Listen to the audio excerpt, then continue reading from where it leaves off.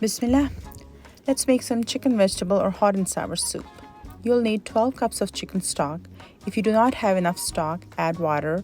Add 1 or 2 chicken cubes. Chicken cubes have salt in them, so don't add extra salt.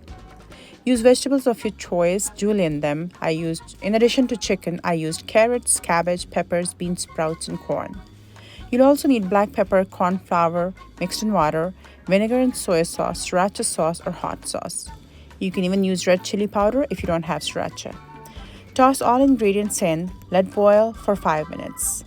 Stir the corn flour mixture, slowly add it into the soup. Add some egg whites. Stir, garnish with some green onion and pepper flakes. Enjoy the soup. If you liked my video, please subscribe to my channel so that I can keep making good videos like this. Thank you. Assalamu alaikum.